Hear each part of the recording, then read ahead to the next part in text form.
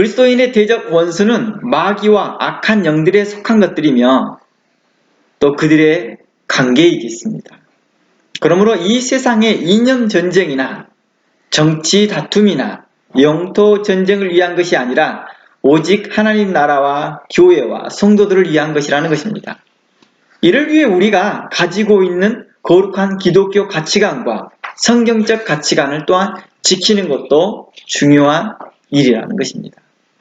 우리는 이러한 일들을 지키기 위해서 성경적 가치관과 기독교적 가치관, 또 기독교적 신앙을 지키기 위해서 우리는 전신갑주를 입는다라고 말하는 것입니다.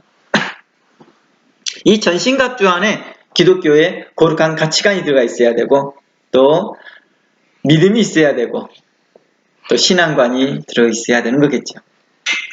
베드로전서 5장의 말씀을 함께 살펴보겠습니다. 베드로전서 5장 8절에서 보면 이러한 말씀이 있습니다. 8절 말씀에 보니까 근신하라 깨어라 라는 말씀이 나옵니다. 근신하라 깨어라. 너희 대적 마귀가 우는 사자같이 두루 삼킬 자를 찾고 있다라고 말합니다. 너희는 믿음을 굳게 하여 그를 대적하라.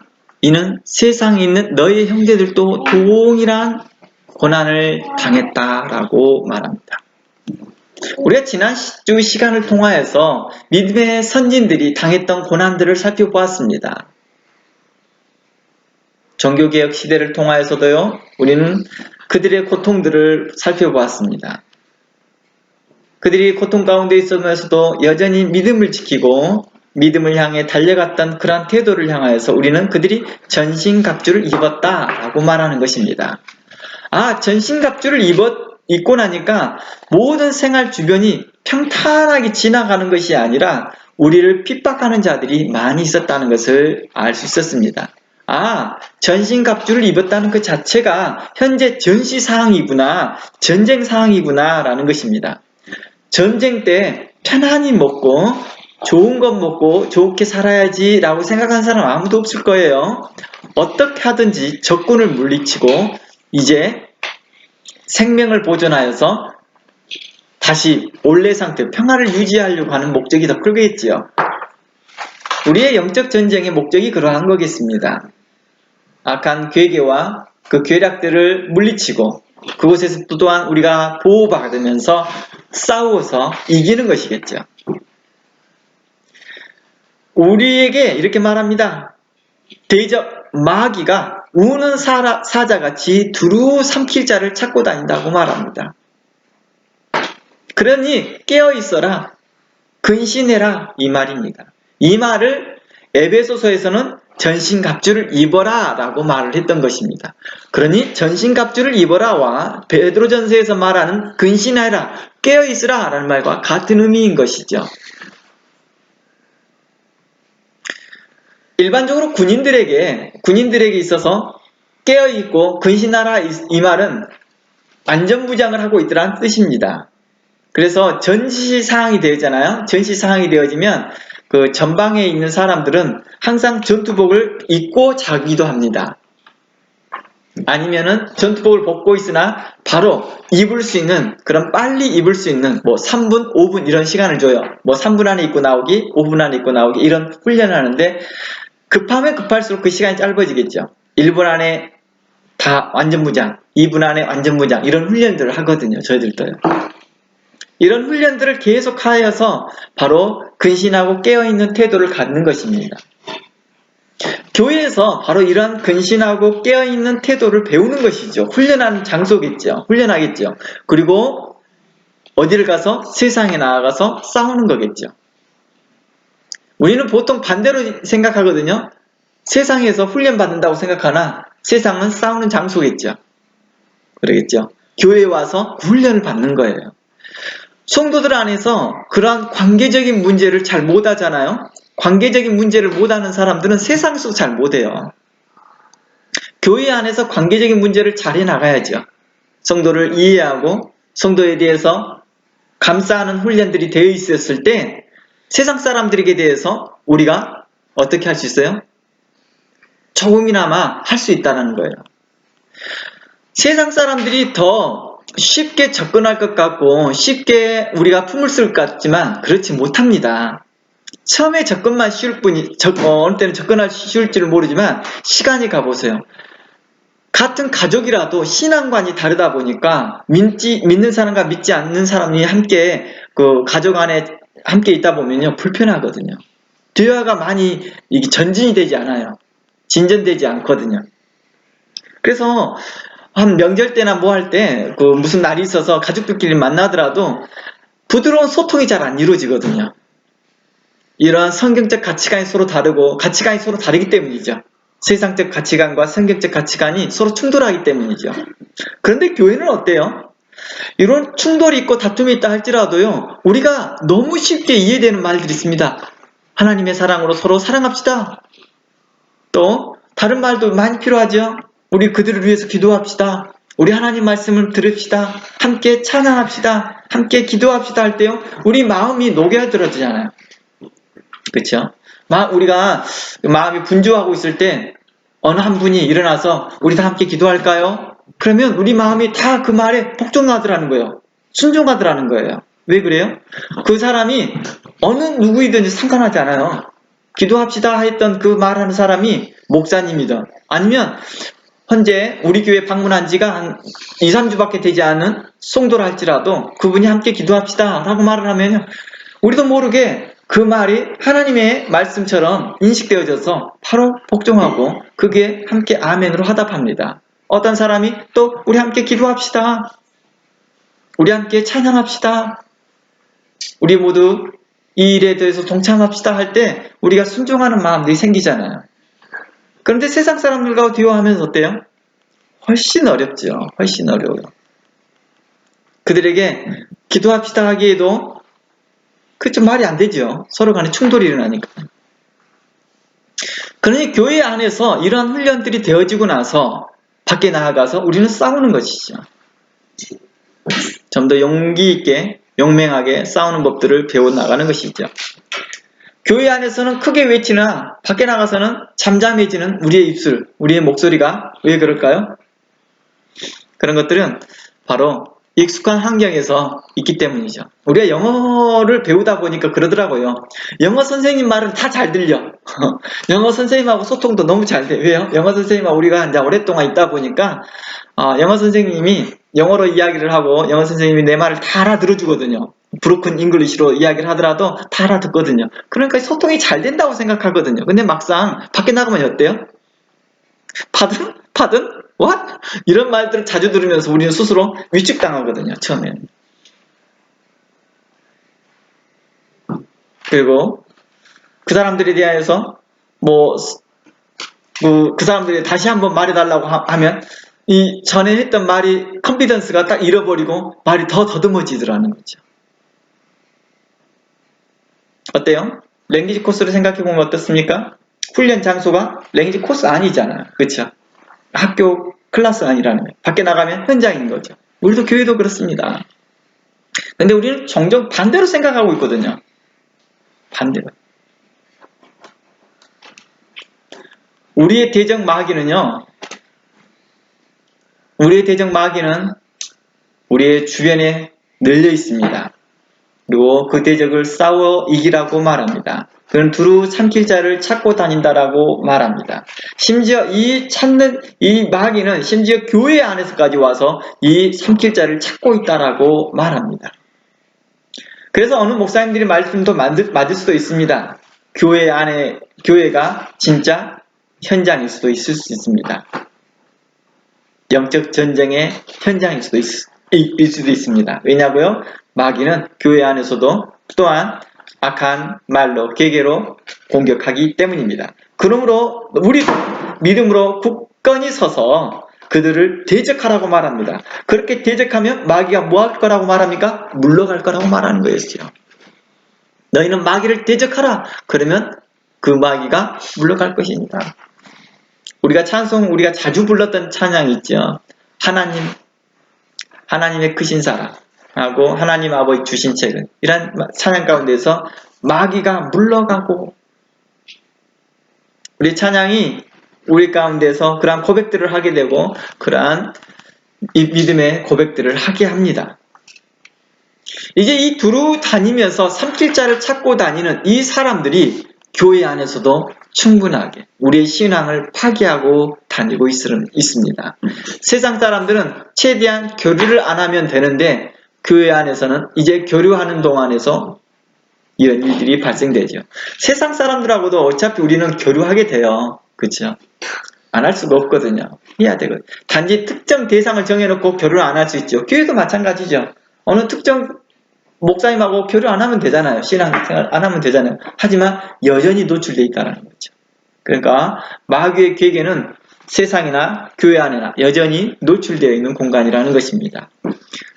그들은 두루 돌아다니면서 삼킬자를 찾고 있다는 것입니다. 어떤 형태든지 간에 교회를 통해서든지 아니면 세상을 통해서든지 우리를 계속 넘어뜨리려고 한다는 것입니다. 뭘 가지고요? 마귀의 괴계를 가지고요. 오늘 또 기도 가운데에서도 그런 말들이 나옵니다. 이러한 마귀의 계획가 우리 세상 가운데서, 우리 생활 가운데서 있음을 고백한다는 거예요. 우리는 그것에서 이기기를 고백하고 있고 하나님의 이름, 또 하나님께서 이 계획에서, 대적에서, 또 마귀에게서 우리를 구원해 주기를 기도한다는 것입니다. 이게 우리가 믿음의 사람들의 고백이고 믿음의 사람들이 하나님을 의지하는 이유인 거죠. 마태복음 23장을 말씀 들어가 봅니다. 마태복음 23장의 말씀에 이런 말씀이 있습니다. 13절 화 있을진저 외식하는 서기관들과 바리새인들이여 너희는 천국문을 닫고 천국문을 사람 앞에서 닫고 너희도 들어가지 않고 들어가려는 자들도 들어가지 못하게 하는도다. 15절 화 있을 적 외식하는 서기관들과 바리새인들이여 너희는 교인 하나를 얻기 위하여 바다와 육지를 두루 다닌다고 말하잖아요. 그쵸? 두루 다니면 생기면 뭐예요? 너희보다 배나 더 지옥 자식 되게 한다고 말하잖아요. 악한 사단 마귀가 누구를 통하여서 외식하는 사람들을 통하여서 교회 안에서 말씀을 가르치는 자를 통해서도 이 일을 하고 있다는 것을 우리는 발견할 수 있다는 것입니다. 그들은 어떤 말씀을 가르쳐요? 외식되는 말씀을 가르치더라는 것입니다. 그래서 사람들 앞에 천국문을 닫습니다. 그리고 자기도 들어가지 않을 뿐만 아니라 들어가려고 하는 너희들도 성도들을 못 맞게 가로막고 있더라는 것입니다. 제가 이 말을 중세시대의 것으로 한번 이야기해 보겠습니다. 중세시대에 면죄부를 팔았던 교황과 사제들은 어땠을까요? 그들은 성도들에게 천국문에 들어갈 수 있도록, 천국에 들어갈 수 있도록 면죄부를 팔았을까요? 아니면 도리어 그들로 더 지옥 자식 되게 만들었을까요? 우리는 역사적으로 잘 알고 있고 우리는 그것을 현재 신학의 관점에서 봤을 때 도리어 그 교황과 교황청과 또 사제들이 주교들이 성도들을 천국문으로 인도하는 것이 아니라 자신보다 배나 더 지옥 자식 만들었다는 사실들을 우리는 발견하게 됩니다. 무엇을 합니까? 이것만 사기만 하면, 면죄부만 사기만 하면 구원받는다. 자신들이 과거에 무슨 죄를 지었던지 간에 한 방에 해결된다. 한 방에. 하나님의 뜻은 알지 못하고 그냥 그거 믿기만 하면 된다라고 합니다. 선동합니다. 아, 너희들 과거에 살인죄를 지었니? 과거에 강도질을 했었니? 감옥에 있는 사람들에게도 그랬거든요. 십자군 전쟁에 참여만 해봐. 다 사해져 버려. 다 사해져. 그러니까요. 귀족은 창갑 방패를 자기 돈으로 직접 사야 되거든요. 싸움을 나갈 때, 그때 당시 중세시대 때는 전쟁을 나가려면 그 전쟁 장비를 자기가 사야 돼요. 오늘날 우리가 생각하는 군대와 좀 달라요. 우리는 이제 군대 지원하면 군대에서, 국가에서 다 이렇게 지원을 해주잖아요. 근데 그때 당시 중세시대에 대해서는 각각의 지형들이 있는데 그 지형에 누가 있습니까? 이름 얼른 영주들 있죠. 그 영주들의 재산의 부에 따라서 무기가 얼마나 있느냐 적게 있느냐 이렇게 차이가 나요. 그리고 귀족들은 자기 장비들은 자기가 다 주입해야 돼요. 이런 개념에서 전신갑주를 입으라 할 때도 바로 그거예요. 당시에 예수님 시대 때 로마 군인들에게도 그랬거든요. 자신들의 장비들은 자기가 사야 될 때가 많았어요. 그러니까 우리 군인들에게, 성도들에게 하는 말들도 이러한 의미인 거죠. 국가에서 다 프로바이딩 해준다 이런 의미가 아니에요. 너희가 너희 걸 다 사서 입어라 이런 뜻이거든요. 전신갑주를 취하라, 입어라, 너희 것을 구입해서 입어라 이런 뜻이거든요. 그런데 그때 당시에 이런 군 장비들이 없는 상태에서도 무조건 출전만 하면 승리가 보장돼 있고 거기에서 행여가 죽더라도 구원이 있다, 하늘나라에 보장됐다 이렇게 하니까 어마어마한 사람들이 거기를 동원됩니다. 수많은 범죄자들이요. 그러다가요, 십자군 전쟁을 가다가 이 사람들이 예루살렘을 가는 방향을 몰라요. 유럽에서 예루살렘까지 가려면 굉장히 긴 여정을 가야 되는데 그 가는 길을 몰라요. 가다가 다 길을 죽어버린 사람도 많고요. 가다가 배고프니까 동네에 들어가서 강도질을 해서 먹고 살아요. 잘 보세요. 십자군 군병이에요. 그들은 뭐라고 가요? 악한 대적하러 간다고 하면서 주의 이름으로 간다고 하면서도요. 다른 동네에 가서 그들도 예수를 믿고 있는 사람들이거든요. 그걸 죽여서 그 물건 뺏어 먹는 거예요. 지금 비정상이죠. 그러면서 그들은 뭐예요? 자신들은 하나님 나라 일을 한다라고 한다는 거예요. 자신들은. 오늘날 모습은 어떻습니까? 너무 비슷하지 않습니까? 바로 그들은 서기관과 바리새인들에게 대해서 이렇게 말합니다. 그들은 외식되는 말씀으로 사람들을 더 뭐하게 하느냐? 자신보다 배나 더 지옥 자식 되게 하더라는 것입니다. 오늘날 보세요. 믿음만 있으면 구원받는다. 한 번 구원은 영원한 구원이다. 그러면서 에베소서에서 말하고 있는 성도로서 합당한 삶에 대해서는 전혀 강조하지 않습니다. 그냥 선택사항이에요. 이제 한번 구원을 받았으니까 너희들은 구원받는 자로서 뭐 하라? 상급 받으려면 이런 행동을 해라 하는 식의 관점밖에 아니라는 것이죠. 그러나 에베소서는 자세히 우리가 살펴봤더니 이 일로 하나님이 성령에 근심하고 하나님 나라를 상속받지 못한다는 언급이 나와 있더라는 사실을 간과하더라는 것이죠. 그리고 자신들보다 배나 더 지옥 자식 되게 만들더라는 것입니다. 사람들로 외식되고 거짓되게 살아가게 하더라는 것입니다. 그러면서 15절 다시 한번 읽어보겠습니다. 화 있을진저 외식하는 서기관들과 바리새인들이여 너희는 교인 하나를 만나기 위해서 바다와 육지를 두루 다닌다는, 이게 말이 무슨 말이에요? 정말 말을 바꿔서 말한다면 이 사람들은 예수님의 지상명령을 지키기 위해서 바다와 육지를 향하여서 돌아다니면서 한 생명이라도 구원코자, 한 생명이라도 만나고자 그들은 전심전력을 해 선교 일을 했다는 거예요. 그랬더니 막상 만나놓고 보니까 뭘 만들어놔요? 배나 더 지옥 자식 만드는 거예요. 이 서기관과 바리새인들이 오늘날의 관점에서 보자 하는 거예요. 난 지상 명령을 지키기 위해서 나는 전심을 다해서 뭐 했다? 전도했다고 말하는 거예요. 그러나 그 전도의 결과가 뭐래요? 배나 자신들보다 배나 더 지옥 자식 되게 하더라 하는 것입니다. 16절 화 있을진저 눈먼 인도자여 너희가 말하되 누구든지 성전으로 맹세하면 아무 일 없거니와 성전의 금으로 맹세하면 지킬 것이다 라고 말합니다. 이제 본격적으로 그들이 무엇이 외식되게 했으며 그 외식된 것을 가르쳤던 그 결과가 어떻게 나타나고 있는지를 이제 설명하고 있는 것입니다. 원래 이제 그 11절부터 한번 봐볼까요? 23장. 아니요. 계속 내려가볼게요. 죄송합니다. 밑으로 내려가는 게 좋겠네요. 16절 볼게요. 화 있을진저 눈먼 인도자여 너희가 말하되 누구든지 성전으로 맹세하면 아무 일 없다라고 말합니다. 17절 어리석은 맹인들이여 얻는 것이 크냐? 금이 크냐? 아니면 그 금을 거룩하게 하는 성전이냐? 라고 말합니다.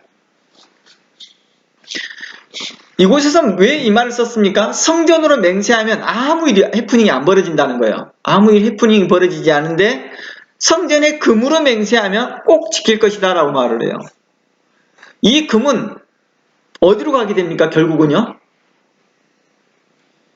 성전에 들어가는, 성전에서 일하는 사람으로 들어가는 거예요. 그렇죠?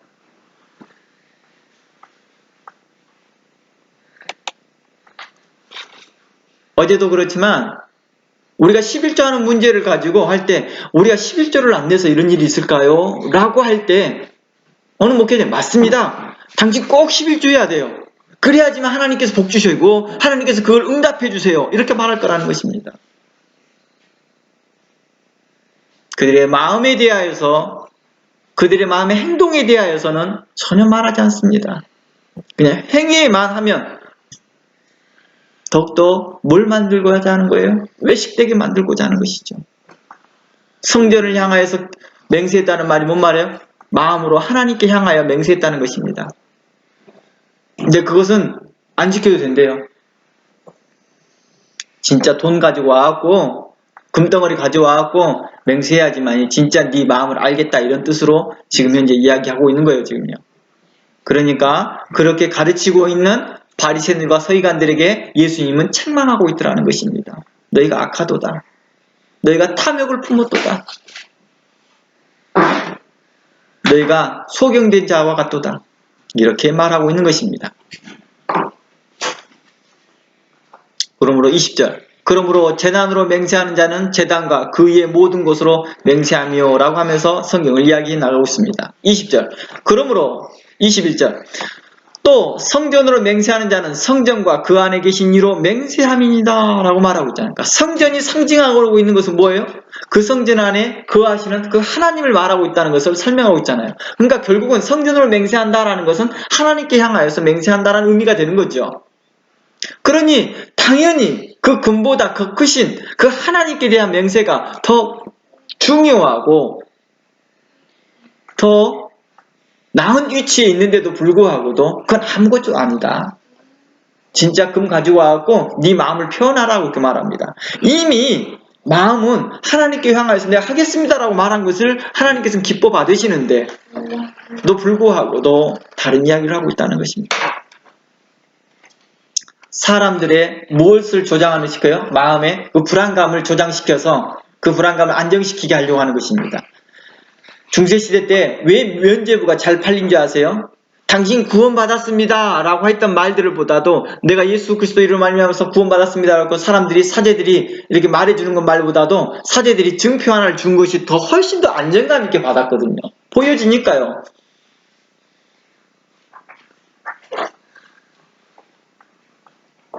뭔가 보여지는 것을 하게 되면 자신도 만족도가 높고 주는 사람도 만족도가 높고 내는 사람도 만족도가 높거든요. 그런 심리를 잘 이용한 거겠죠. 거의 마케팅 수준이죠. 그래서 오늘날의 신학자들은 중세시대에 면집을 팔았던 것을 마케팅이라고 그래요. 마케팅. 마케팅을 잘했다. 신앙장사죠. 신앙장사를 해먹은 거죠. 오늘날도 그러고 있지 않습니까? 우리 과거에 보면 그랬더라고요. 교회 건물 건축한다, 어쩐다, 뭐 한다 하면서 그것에 동원되게 해서 뭘 하게 해요? 사람들로요? 으쌰으쌰해서 뭔가가 되어지게끔 합니다. 그러나 우리는 뭐 합니까? 그 일이 하고 나서 그 하는 과정 가운데 심한 영적 침체를 경험하게 되는 것을 다 알게 합니다. 영적으로 침체되어지고 영적으로 피폐되는 것을 몰라요. 그리고 나서 다 끝나고 나서 뭐예요? 허무하다. 그래서 그것을 허무함을 더 채우기 위해서 더 많은 것들을 더 바치고 더 노력하더라는 것입니다. 다른 일에 초점을 둔다는 것입니다. 여기에서 지금 현재 왜 지옥 더 자식이 되게요? 하나님의 뜻을 알지 못하고 갖고 있는 것이니까 그렇죠. 맹세하는 일이 잘못된 게 아니에요. 맹세하는 일 행위가 잘못된 게 아니라 맹세하는 그 뜻을 잘못 알고 있는 거죠. 맹세라는 의미를 잘못 알고 있는 거죠. 그래서 맹세하는 것을 잘못 알다 보니까 맹세하는 방법도 잘못하게 하는 거고요. 하나님께 기도하는 것 자체가 잘못된 건 아닙니다. 그러나 기도하는 방법과 태도가 잘못 배우고 잘못 이해되어지고 있다면 우리는 배워지고 있고 가르치고 있다면 우리는 합당하지 못한 거겠죠.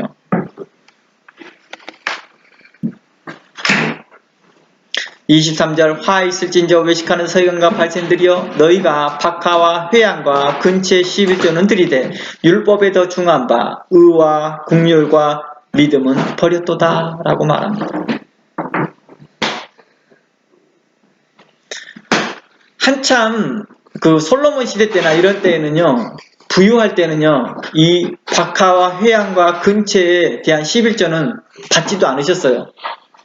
아예 성전에서 카운팅도 되지도 않았어요. 너무 풍요하니까요. 그런데요, 나중에 먹을 것이 없어지고 점점점 가난해지기 시작하니까 나중에 예수님 시대 때까지 그 시대까지 오면서 많이 나라가 이렇게 다른 나라의 지배를 많이 받았잖아요. 그리고 예수님 때는 로마의 지배를 받았잖아요.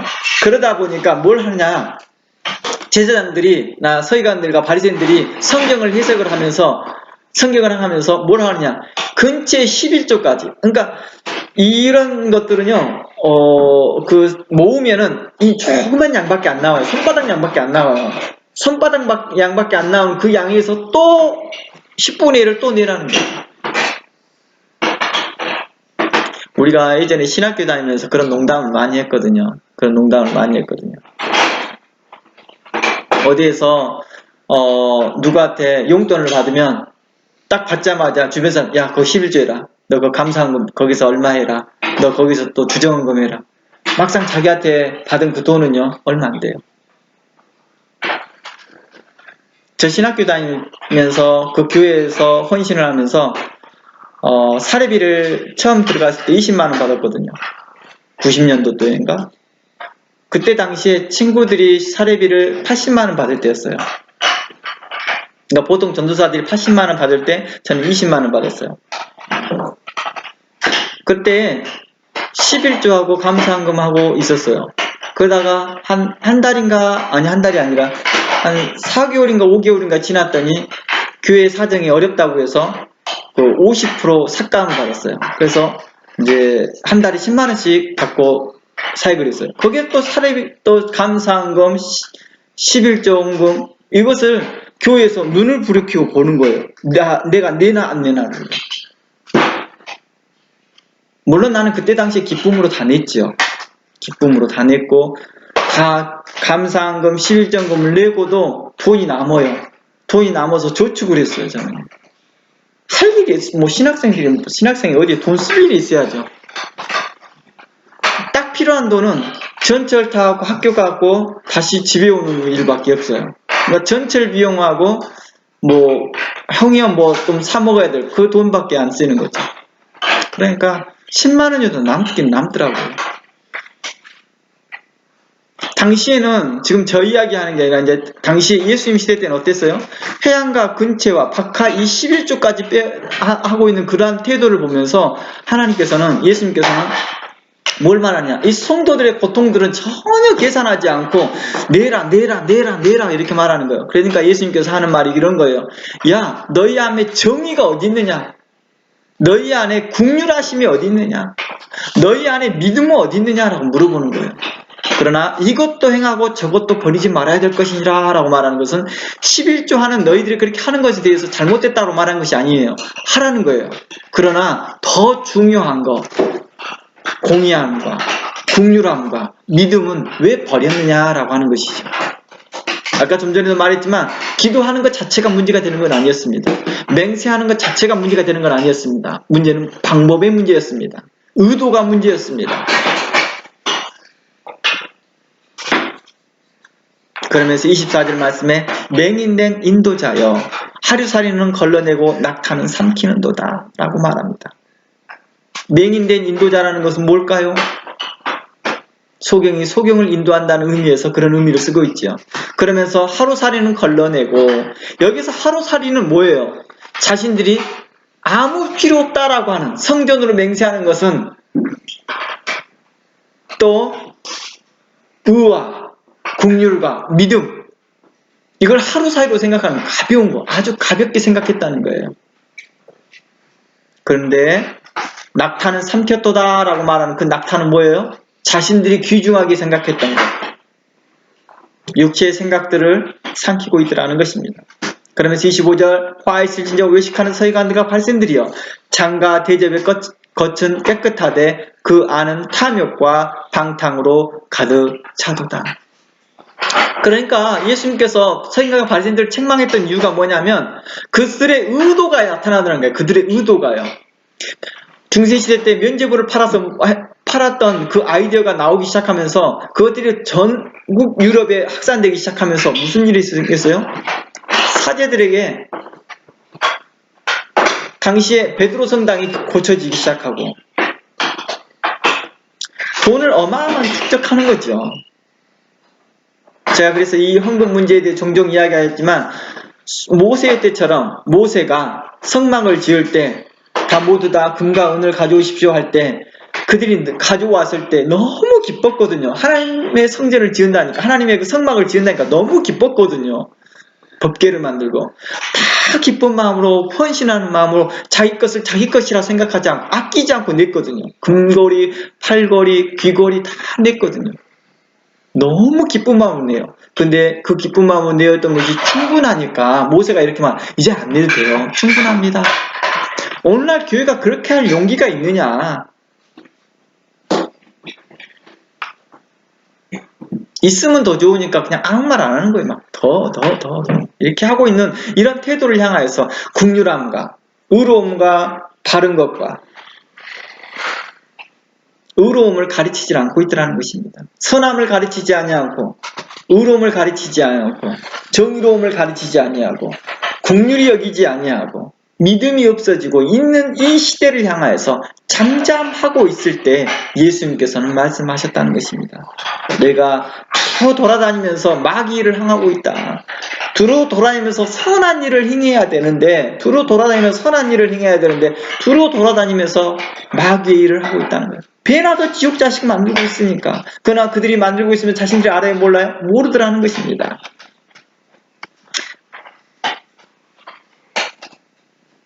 마가복음 7장 말씀 가봅니다. 마가복음 7장 5절에서 20절입니다. 죄송합니다. 7장 5절이네요. 7장 5절에 들어왔네요. 5절. 이에 바리새인들과 서기관들이 예수께 묻되 어찌하여 당신의 제자들은 장로들의 전통을 준행하지 아니하고 부정한 손으로 먹나이까? 라고 말합니다. 6절. 이르시되 이사야가 너희 외식하는 자에게 잘 예언하였도다. 기록하였으되 이 백성이 입술로 나를 공경하되 내 마음은 내게 뭘 도다? 왜냐고요? 했더니 7절. 사람의 계명으로 교훈을 삼아 가르치니 나를 헛되이 경배하는도다. 백성의 문제를 누구에게 채찍질해요? 서기관과 바리새인들에게 말합니다. 너희들이 하나님의 말씀을 사람의 계명으로 가르치다 보니까 이 백성이 입술로는 나를 공경하고 있지 않느냐라고 6절에 말씀하고 있다. 나를 공경함이 헛되이 경배하고 있도다. 이것이 다 너희들 때문이 아니냐라고 말하고 있는 것이죠. 너희들이 하나님의 말씀을 사람의 계명으로 가르치고 있도다. 이 사람의 계명으로라고 하는 이 말이 무슨 뜻일까요?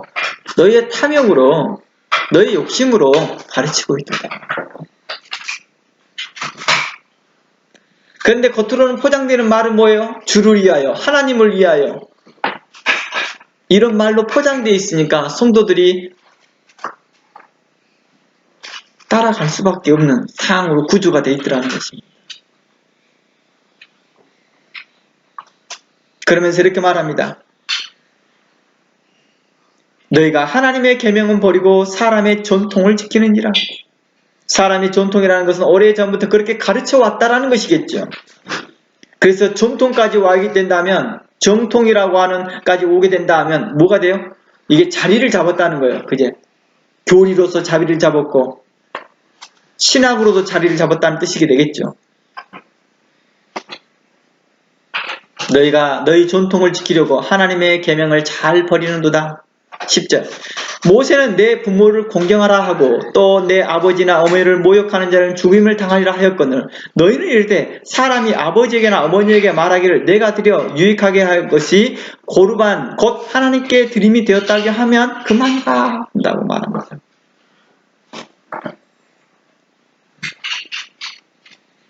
이 고르반이라는 것은 하나님께 드리는 성전세를 말합니다. 실상 부모님이 현재 먹을 것이 없어요. 어려움이 있어요. 그런데요, 당장에 그 고르반이 그 부모님에게 쓰인다 하면 그 부모님의 생명을 유지할 수 있는데도요, 뭐를 해요? 하나님께 드려야 됩니다 하고 드려버리는 것들은 어떻게 이해해야 될까요? 그걸 믿음으로 말하고 있을까요? 우리는 그것을 믿음이라고 말하고 있더라고요.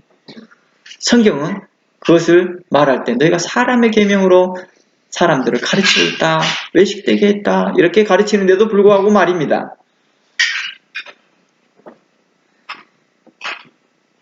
안식일날 사람을 생명을 구하는 것이 유익하겠느냐 아니 그 날을 지키는 게 유익하겠느냐라고 예수님이 질문함과 같이 우리는 그 날을 지키는 것, 그 자체를 지키는 것을 굉장히 중요시 여기고 있다는 것입니다. 이것이 우리를 외식되게 하더라는 것입니다. 예수님은 바로 이렇게 가르쳤던 자들과 이렇게 배워서 거짓되이 외식되이 생활했던 이스라엘 백성들을 향하여서 유대인들을 향하여서 책망하셨던 것입니다.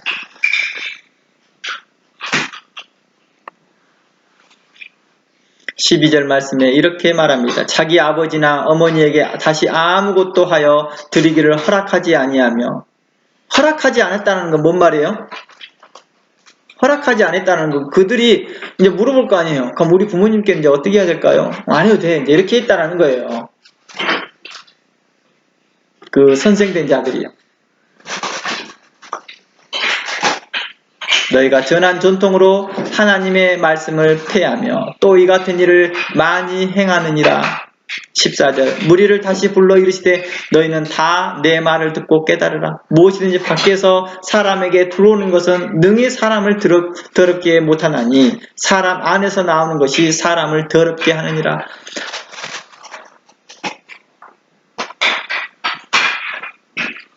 17절 무리를 떠나 집으로 들어가시니 제자들이 그 비유를 묻자오되 하면서 말씀하십니다. 그것이 사람을 더럽게 한다는 것은 뭐예요? 악한 자의 공격은 마귀의 사단의 공격은 자신과 똑같이 더럽게 만드는 것입니다. 그러겠죠? 거짓된 가르침과 외식된 가르침으로 그들을 더럽게 만든다는 것입니다. 거짓된 철학과 거짓된 신학과 거짓된 성경 해석으로 그들의 신앙관을 더럽게 만들어버리는 것이죠. 이 말을 외식되게 했다라고 설명하기도 합니다.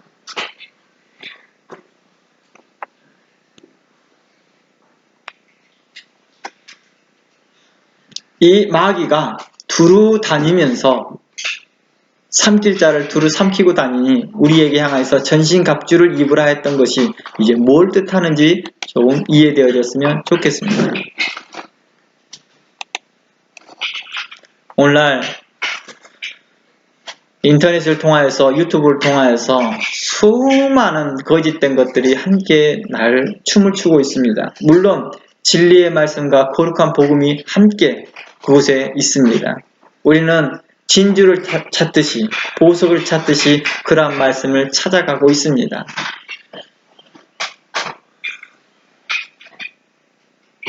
저는 가끔씩 놀라기도 합니다. 가끔씩 놀라면서 과거에 곽선희 목사님께서 이렇게 저렇게 말씀하셨던 말씀들을 소천하시고 나서 이게 동영상으로 올려놓은 것들이 한두 개 있어요. 들으면서 깜짝깜짝 놀래요. 그분의 생전에 저런 말씀들을 하셨고 은퇴하신 후에 하셨던 말씀들이 많이 올라오더라고요. 근데 그 말씀을 들으면서 와, 과거에 이런 말씀들을 하였음에도 불구하고도 교계가 이렇게까지 어렵고 문제가 되어진 이유가 뭘까? 저는 가끔씩 곽선희 목사님 그 설교를 한 번씩 들으면서 깜짝깜짝 놀래요. 이렇게 귀한 말씀을 듣고도 사람들이 회개치 아니하고 하나님께 감사치 아니하고 더욱더 외식된 것이 무엇이었을까?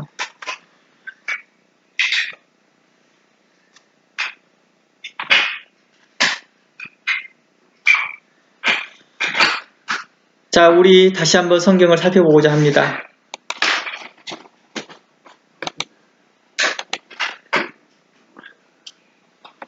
고린도후서 10장 말씀 보고요. 내용을 마무리해 보자 합니다. 고린도후서 3장, 죄송합니다. 고린도후서 10장 3절입니다.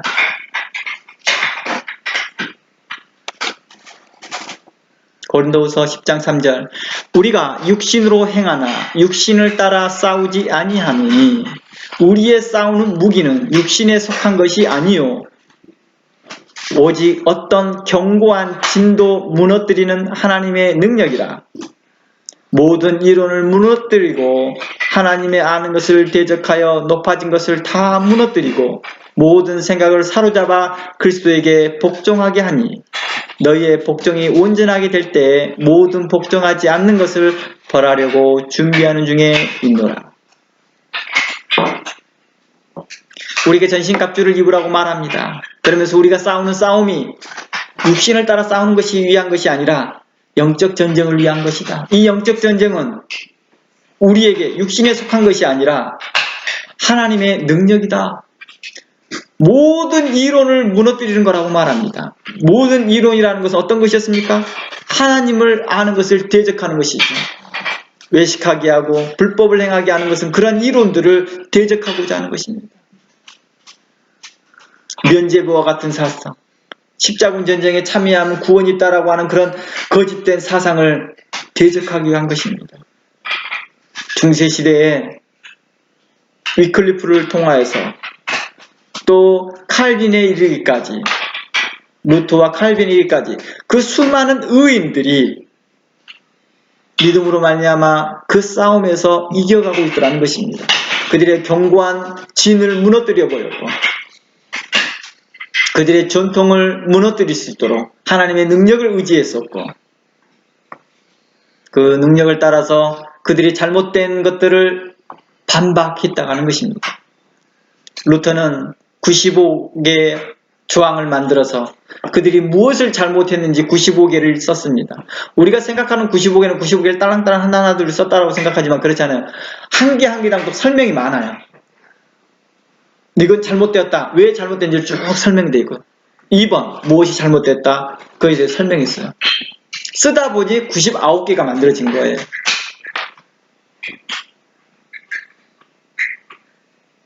바로 그들의 잘못된 것들을 대적하는 것이며 그 높아졌던 것들을 무너뜨리고자 하는 것이었겠죠. 그리하여 그리스도께 복종하노자. 그래서 이렇게 말하였습니다. 하물며 행여 혹시라도 교황이 했던 말이 성경에 맞지 않다 한다면 우리는 그 교황의 말을 믿어서는 안 됩니다. 오직 최종의 권위는 성경입니다. 오직 성경만이 참되며 성경만이 우리에게 진리를 말할 것입니다. 그 종교개혁자들의 그 마음을 본받아서 오늘 우리도 또다시 종교개혁이 일어나는 마음처럼 우리가 행해야 되지 않을까 싶습니다. 그것은 누구로부터 시작돼야 됩니까? 내 자신에게부터 시작돼야 됩니다. 내 자신이 변하지 않는데 내 자신이 전신갑주를 입지 않았는데 어느 누구에게 가서 당신 전신갑주를 입으세요 라고 말할 수 있겠습니까? 성도로서 우리가 합당히 행하여 있고 거짓된 것을 가르치거나 거짓된 걸 말하는 사람들에게 그거 잘못됐어요.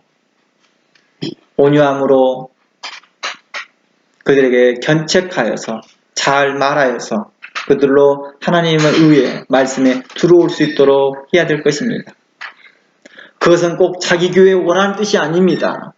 당신의 교회에서 출석하면서도 그렇게 오해하지 않고 신앙생활 했으면 좋겠습니다 라고 알려줘야 되는 것입니다.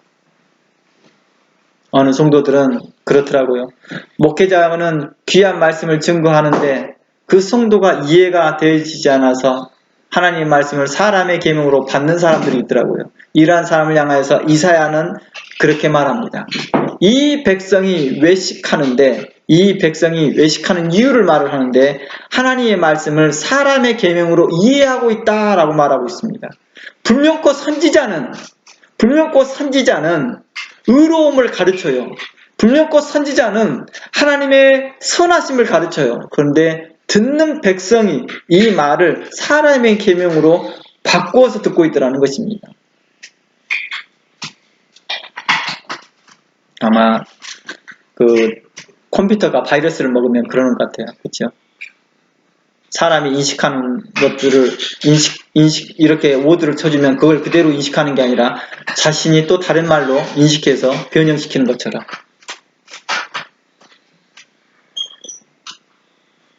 그러므로 우리에게 말합니다. 악한 자 사단 마귀는 교회 안에나 세상 밖에나 여전히 있으면서 우리의 사상을 우리 그리스도께 향하는 그 간절함과 그리스도께 향하는 의로움과 진실함과 깨끗하면서 우리를 부패케 하려고 한다는 것입니다. 그러니 우리에게 말합니다. 전신갑주를 입으라. 이 말을 갈라디아서 말씀을 통하여서 성령을 조차 행하라. 이 말씀을 에베소서의 말씀에서는 이제 성령의 충만함을 입으라 라고 했다는 것입니다. 그러니 전신갑주를 입으라는 말씀은 성령을 조차 행하라는 뜻이고 성령의 충만함을 입으라는 말씀과 동일한 의미라는 것을 다시 한번 재강조해 드립니다. 오늘 여기까지 말씀 나누고요. 다음 주에 또다시 연결해서 살펴보겠습니다. 기도하겠습니다. 하나님 감사합니다. 오늘도 우리와 함께하여 주시옵시고 말씀하여 주시옵시고 가르치시는 애 감사합니다. 주의 말씀이 우리를 가르치시고 의롭게 하사 하나님 말씀 안에 합당히 행할 수 있도록 우리에게 늘 은혜 베풀어 주시옵소서. 우리의 부족함과 연약함들을 하나님께서 긍휼히 여겨 주시옵시고 우리에게 은혜를 베푸사 다시 힘을 얻게 하여 주시옵시고 독수리의 날개침과 같이 오르게 하여 주시옵시고 하나님의 거룩하심을 따라서 우리가 행할 수 있도록 용기를 허락하여 주시옵소서. 주님께 감사드리며 예수 그리스도 이름으로 기도합니다. 아멘. 우리 찬양 하나 하고요. 우리 마치고자 합니다.